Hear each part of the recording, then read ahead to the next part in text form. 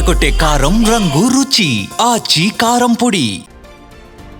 Breaking news. మాజీ మంత్రి BRS senior నేత ఎర్రబెల్లి దయాకర్ రావుపై పోలీసులు కేసు నమోదు చేశారు. కేసీఆర్ కు సెట్ నోటీసులు ఇవ్వడాన్ని నిరసిస్తూ నిర్వహించిన ధర్నా కాస్త పోలీసులకు బీఆర్ఎస్ శ్రేణులకు మధ్య పెద్ద యుద్ధానికే దారితీసింది.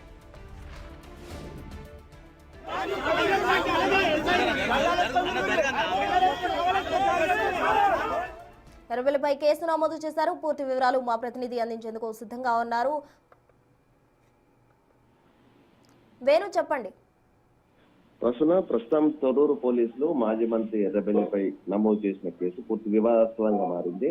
29వ తేదీన సిట్ నోటీసులపై ధర్నా నిర్వహించిన ఎర్రబెల్లి తొర్రూరు మున్సిపల్ పరిధి దాటి వెలికట్టే గ్రామ పంచాయతీ పరిధిలో నిర్వహించారు. అయితే ఎన్నికల నిబంధనలు ఉల్లంఘిస్తున్నారంటూ పోలీసులు కేసు నమోదు చేయడంతో పాటు పోలీసులపై దాడి చేశారు. దాడి చేసి తమ విధులను అడ్డుకున్నారంటూ కూడా కేసు నమోదు చేశారు. మరోవైపు హెడ్ కానిస్టేబుల్ సారే ఇచ్చిన ఫిర్యాదులో మాజీ మంత్రి అని పేర్కొంటూ తర్వాత పాలకుర్తి నియోజకవర్గ శాసనసభ్యులు ఎర్రబెల్లి దయాకర్ రావు అంటూ పాలకుర్తి ఎమ్మెల్యేగా దయాకర్ రావును పేర్కొంటూ పిటిషన్ ఇచ్చారు. దీన్ని బట్టి చూస్తే ఎర్రబెల్లిపై కావాలనే కుట్రపూరితంగా కేసు నమోదు చేశారంటూ కూడా స్థానికంగా తీవ్ర చర్చ జరుగుతుంది. మరోవైపు పోలీసులు తనపై ఎన్నికల నిబంధన మరియు పోలీసులపై దాడికి సంబంధించిన కేసు నమోదు చేయడంపై అక్రమ కేసులు బనాయించి మున్సిపల్ ఎన్నికల లోపల కావాలనే కుట్రపూరితంగా వ్యవహరిస్తున్నారు. దీనిపై జైలుకి వెళ్ళడానికైనా సిద్ధమే. ఇక మున్సిపల్ ఎన్నికల లోపల తప్పకుండా గెలిచి చూపిస్తాను, ఈ కేసులకు భయపడినట్టు కూడా ఎర్రబెల్లి ధీటుగా స్పందించారు. దీంతో ఎర్రబెల్లిపై కావాలనే కొందరు కీలక నేతల ఒత్తిడితోనే పోలీసులు కేసు నమోదు చేశారు. దీనిపై పోరాటానికి దిగుతామంటూ కూడా